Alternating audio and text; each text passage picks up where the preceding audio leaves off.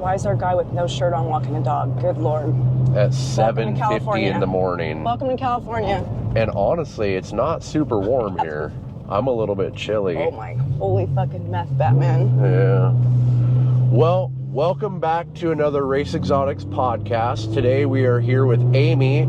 I first met Aimee on the Legends Rally. She was running it. And, I mean, we talked a little bit, but I wouldn't say that I got to know you super well. And then there's a few other events that I was at that you were at. And I'm like, what's going on? Why are you at all these different events? And so the more I learned about her, I started to hear and see all of the amazing things that you've done. So it seemed very fitting to do an episode with you because I think you probably have a pretty awesome story to tell. Yeah, definitely been immersed in the exotic cars. Holy shit, the roads are bad here. The exotic car industry mostly since 2000. Well, I want to thank the sponsor for today's episode. That's Griot's. We're actually at their facility right now. Check this out. They've got the first ever liquid carbon 4GT and the first ever liquid carbon GTD. They do cars and coffee, gasoline, caffeine, and gasoline. It's actually my car. They put my car in one of their shirts they do the first Saturday of every month. We'll see you there. Hey, I did grow up in a car-related family. My uncles, my great uncles, my grandfather, they raced sprint midget race cars. Oh, wow. On dirt tracks mostly, but also Indianapolis. And they built them. They specialize in building the sprint midget race cars. So they built cars for like Heath Jones and a few other pretty popular people. They raced against Parnelli Jones, or their cars did. And I remember one time the story I was told, Parnelli Jones hit one of their cars, and like my family's Italian, so they like beat the shit out of him. But this was like in the 40s, so it was a little bit different back then. Yeah, that's probably one of my favorite stories. But I grew up in a car family. Then my dad was really into exotic cars, and he would teach me all the cars when we were driving on the road. And I just started falling in love with exotic cars. And that kind of did it. I have no idea where I'm taking this. Yeah. I can't believe how rough this road is. Of course, I picked the worst road. Okay, let's turn around and go back as soon as we can find a spot. I feel like we're going to hit a deer here, too. That could be interesting. But imagine if this road was smooth. Yeah. But it's not. Okay, it's too bad because it is a very neat, scenic road. Yeah, we're going to flip down right here. You can hear my suspension. That's the low life, though, right? There you go. Can you imagine the house that's back here? Yeah. Okay, so fast forward, I got into the exotic car stuff. I joined car forums because remember, car forums used to be cool, like, 10 years ago? I don't know. I think it was even longer than that, maybe 15 years ago. It was called luxuryforeplay.com. And I came on there and, like, it was cars and watches, because I love watches, too. And, like, luxury homes, kind of things that inspire you to do good. And it was started by some people that were from the Bay Area in the Silicon times. So, like, some of the members on there were, like, the guy who created WhatsApp. Oh, wow. A lot of people that were the first people at Google. It was pretty cool. I met a lot of great people because of this website. And they asked me if I wanted to help them do sales. So I was working full-time as an HR director, but for a restaurant corporation. So I just started doing it part-time, and I was really good at it. So I eventually got to leave my job as a human resources director. And then they asked me to help them with their first car rally, which was Gold Rush Rally. And that was in 2009. Wow. Yeah, it was really cool. But I had already started getting into stuff and like started renting people's personal exotic cars for music video shoots and movies. So that's kind of the second thing I did. Then Max from Gumball called me, or I don't know how we contacted each other, but he needed some cars for a photo shoot and a movie shoot for Supercars Exposed, which was a TV show that didn't last very long. It was with Tanner Faust and I don't know who else, but I got him the Gimbala, which is here now, the orange one. I'm sorry, the Gumpert. Yeah, the Gumpert we saw Apollo. it yesterday. So I have photos of me in that car for like 15 years ago. So I got him that car, a Carrera GT, and a Rolls Royce. And we went to Malibu and filmed the cars up in the hills. And you can look it up on YouTube. It's still there. Is it? That's how I met him. And instead of taking a payment, I said, hey, I want to come on Gumball in 2009. Oh shit, which was the same year as Gold Rush. So I did Gumball and Gold Rush in 2009. Wow. And that was it. I got the bug. No kidding. Yeah. So you did these early on. Yeah. What was like the evolution of both of those rallies? Because that's interesting to me because I host a rally once a year. I'm not a rally company. I didn't want to be known for that, but somehow I got roped into it. But I'm curious to know because now they're so over the top. Both of them are. Yeah. Like Gumball and Gold Rush are just like the pinnacle of the rally life, right? It is. And so what were they like in those early days? Did they start out like that, or did they grow to what they are now? So Gumball's been around much longer than Gold Rush. Gold Rush was started in 2009 because all the guys that were on luxury4play.com, they're from all over the country, and they all wanted to get together. Okay. So the owners were like Ramin Arami, Nick Jimenez.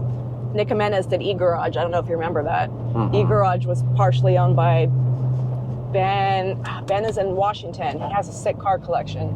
Ben Abrams. You know who Ben Abrams is? I don't. He has an amazing car collection too. So that's why it was started, for all these friends that had never met to come together and do a drive.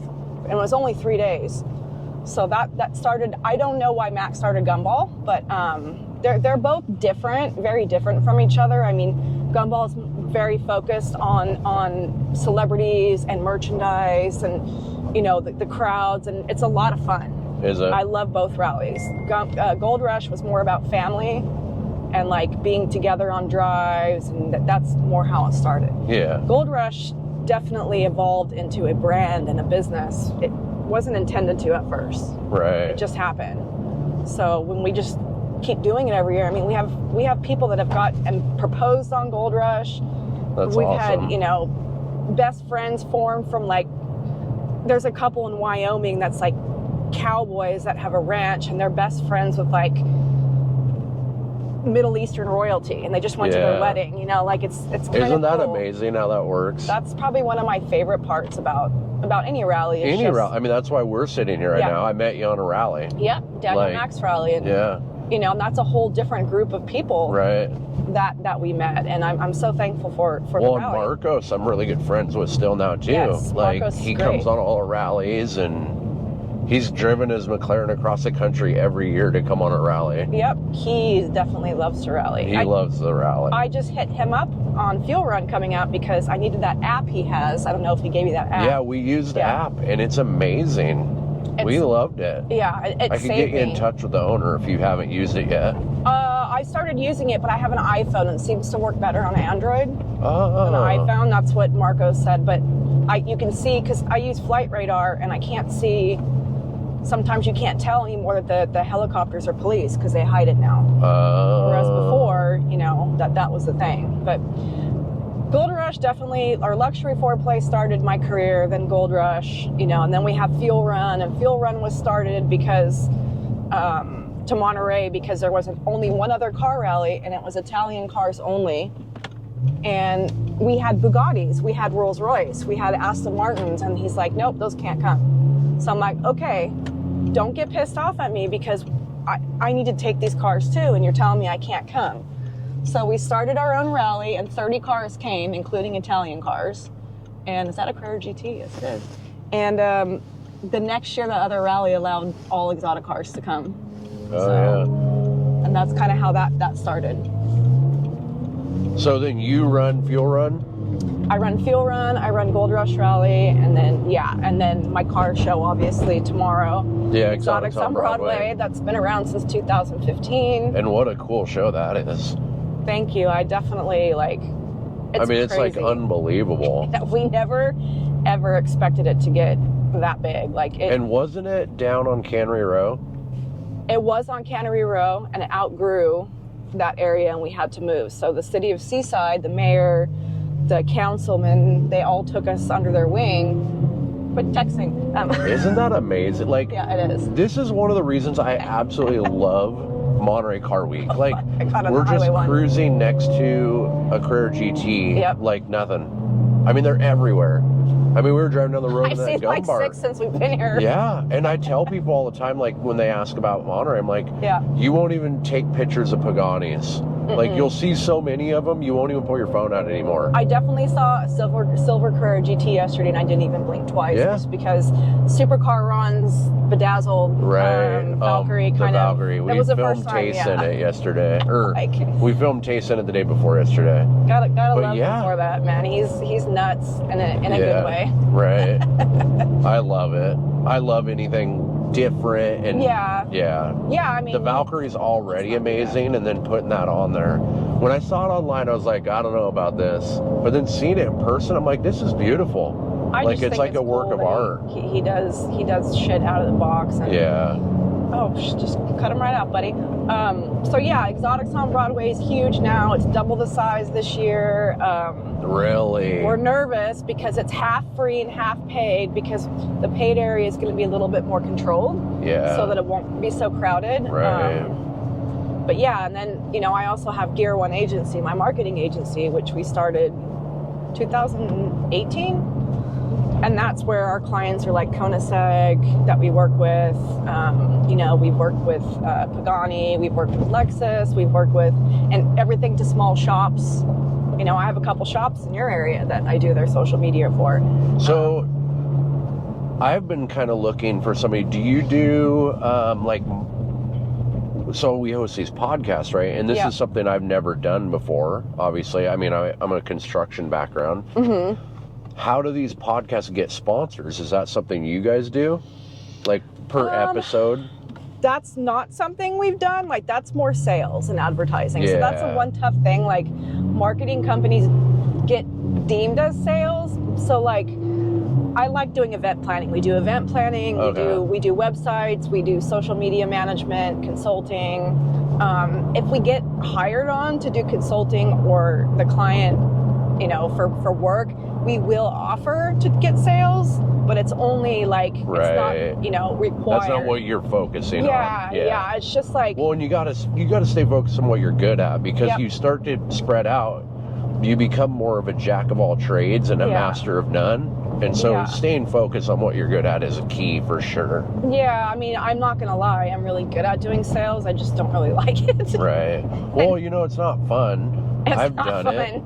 And it's a little discouraging. People turn you down, and I'm not interested. And you can't oversaturate. Like, we manage so many different events, so I can't ask people to, sponsor 45 things that we're doing. God, there's just like sick cars everywhere. Look at this. It's unbelievable. It's like 2 Porsches go this way. Yeah. There's 2 C8s right there. I love car week. Oh God, see, there you go. She's gonna ignore that. You can take it if you need to take it. I can have my guy cut all that out. If I don't recognize it, it's gonna be somebody asking, where do we park? Unfortunately, my number somehow gets done. But here, I'll start. Well, should we start heading back now? I know you. Yeah, whatever works for you. Okay, let's see. I'm just going to put that. I'll have my guy cut all this part out. Yeah. What's my hotel? Okay. I'll put this. Oh, wait. Is that going to be in the way? No, that should be good. No, that's good. Oh, God. Leave me alone, Judy. They all my clients, the Chinese ones, they all give me American names. Obviously, I'm not going to answer your call, so stop. That really annoys me. Yeah. Like if you don't answer and then they call right back. Right. But yeah, I mean, Gear One's been really cool. I always wanted my own marketing agency, and we started off fresh and picked up some. Obviously, Legends Rally was one of the first ones that we picked up. So you picked them up through your Gear One? Yeah. Okay. Yeah, Gear One managed them at first. I see. And Daniel saw Gold Rush. That's why. Daniel's great, by the way. He's just great. He came on Fuel Run with us this time, and we just let him do his thing and like just enjoy himself. Like nobody bothered him. He just wanted to drive. I mean, he is a car guy. Yeah. And he just picked up the GT3 RS, so he got to drive it and enjoy it. And he's great. But we've worked with Lexus, Toyota, which is technically the same company. De Tomaso, we set up their quail display a few years ago. Oh man, that was a nightmare. I'm a huge Pantera guy.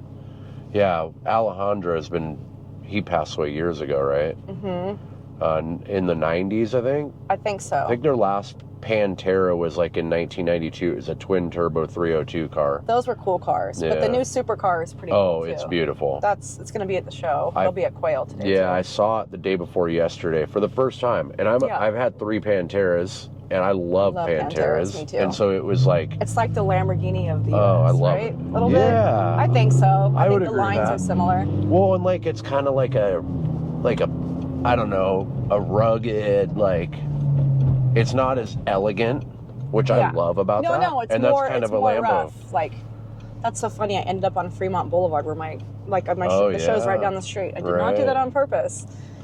We come here tonight at midnight and start setting up. So we're basically going to be sleeping in the R8 while, we're setting up everything. You need to borrow a van? No, we're good. We rented a room too. Yeah. But we're just going to be here from midnight tonight. You don't need a hand with anything? Oh, we have 90. Thank you, though. We have 90 staff members. 90. Yeah, we have 90 staff, including security. It's such a crazy undertaking. That's why everybody's like, "Oh, come to this, come to that." I'm like, guys, like, this is a big deal. Like, I have to prep. The only place I've gone is the Zenvo house, which is... The Zenvo house is so sick. Have you been there? No. Oh my God. I've never done any of the houses. This is the only one house I say you have to go to. It is so cool. He set up Airstreams there. Really? There's 30-something Airstreams on the property that he rented out. And it looks like, it's like glamping. Like there's a stage, there's like couches, there's a huge cooking area, there's a bar. Like it's the coolest setup I've seen. Wow. Probably one of the coolest setups I've ever seen. Do you got to get tickets or? I mean, no. I have Wash's Media with me. He's legitimately, like, it's in his name. It's such a cool place. Like that's one of the best houses I've ever seen at Car Week. That's huge. Awesome. It's by Quail too. Oh, perfect. And they're not going to Quail. They spent their money on the house instead of Quail. McLaren's not going to Quail either. Really? Yeah. They're charged too much. They charge them like $400K.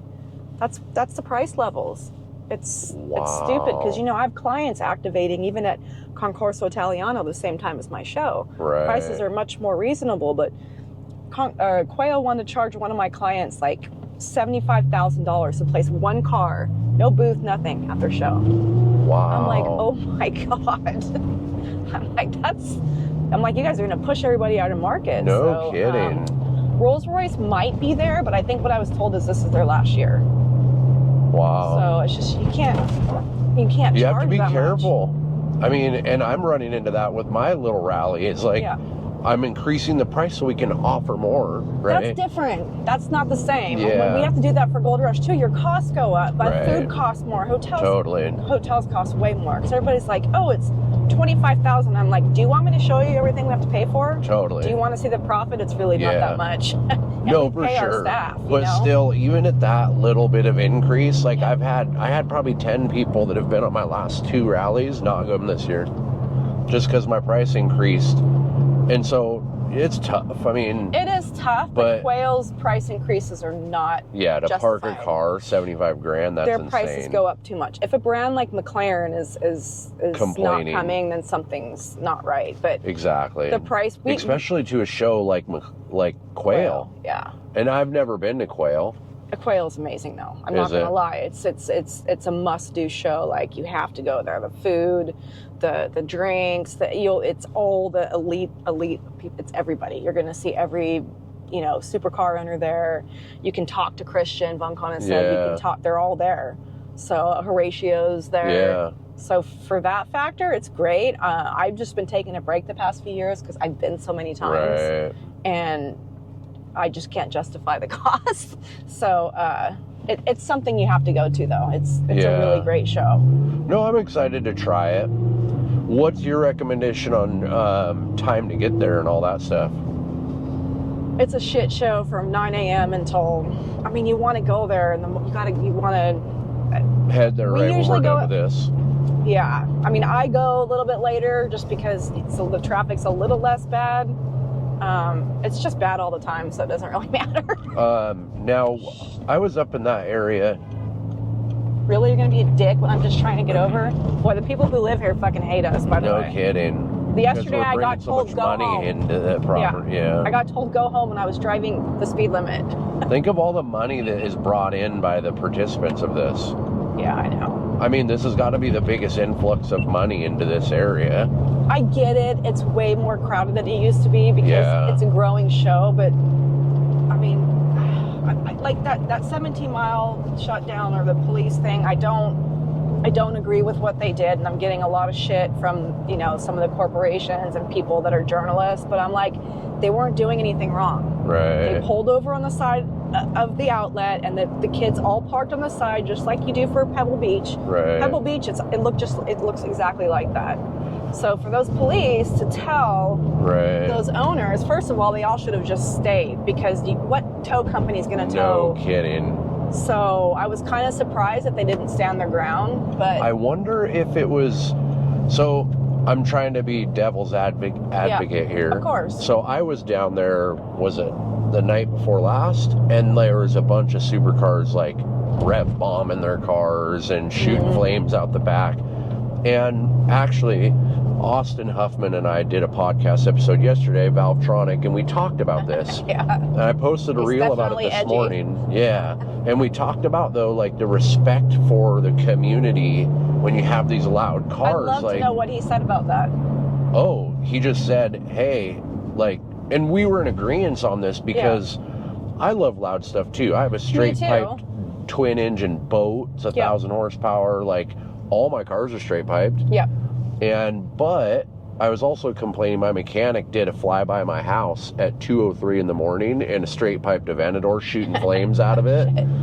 And so that like woke me up out of the dead sleep. Like I was ready to fight. Like, and so it's like, that's the kind of stuff though that changes legislation. People go and vote on decibel policies and reform and no straight pipe exhaust. And it's like, and that was kind of his idea that totally makes sense. He's just a wild child. He's a wild child. When he was on Gold Rush, was he? 2 years ago, and his McLaren broke down. Sorry, Austin, I love you, but and he took his Raptor truck. Well, it's a McLaren, right? Yeah, but then it broke down. Sorry, McLaren. And then he took his Raptor truck. And we went to the Michelin Proving Grounds by my house, and I said, "Everybody, please fucking behave."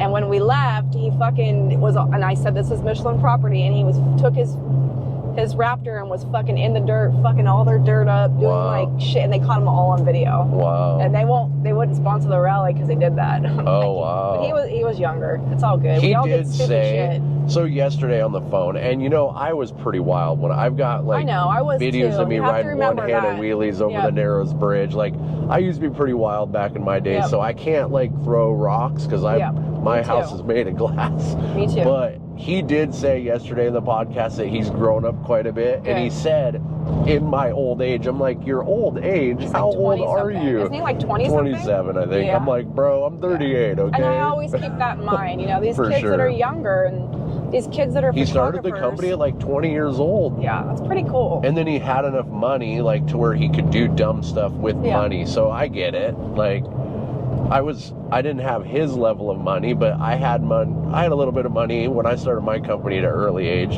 so I was doing dumb stuff with my money. We all did, and as we get older, we have to remember that instead of being dicks to all these young kids, teach them. Don't be an asshole to them. And a lot of car people, when they get older, they're just assholes. And me, especially being a girl, like a lot of females, when they get in their late 30s and their 40s, they become bitter and assholes towards the young women. And I'm like, no, dude, you gotta encourage them. You gotta encourage them and help them and work with them. And that's something I do a lot too, that I advocate for, is women in the auto industry and helping them out. Totally. Okay, we'll just go around this way.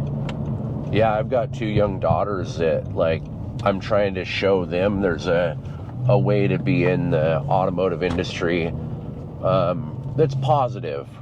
And so, like, so much less evil going in. Yeah, no kidding. Coming this way, look bad.